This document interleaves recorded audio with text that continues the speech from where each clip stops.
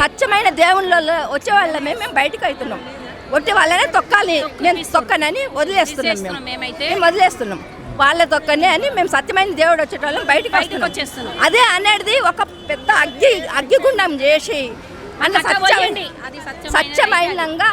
స్వచ్ఛంగా అగ్గిగుండాలు పోసి ఎవరికైతే స్వచ్ఛంగా ఉంటుందో ఆ అగ్గిగుండాలలో నడిపిస్తే అప్పుడు నిజరూపం అనేది బయటపడుతుంది. అప్పుడు అది సత్యం.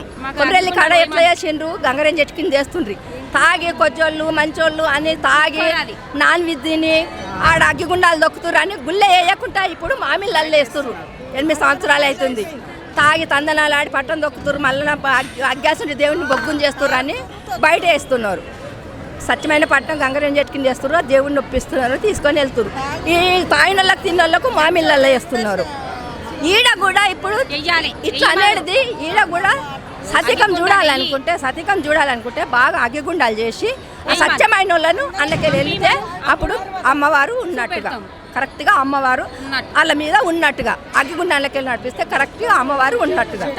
కానీ ఉట్టోళ్ళు చాలా మంది ఉట్టోళ్ళు చనిపోయి పడిపోతారు చాలా మంది ఆడ. నిన్న చాలా కష్టమైంది మాకు, నిన్న తొక్కేసిండ్రు మాకు చాలా. నిన్న గుడి తొక్కుతుంటే అమ్మవారిని కష్టమైంది చాలా. అట్లా ఉండొద్దు మాకు, అగ్గిగుండాలు వేయాలి, తొక్కిపియాలి. కానీ ఉట్టోళ్ళు సగం మంది వస్తారు, రాకుండా చూడాలి.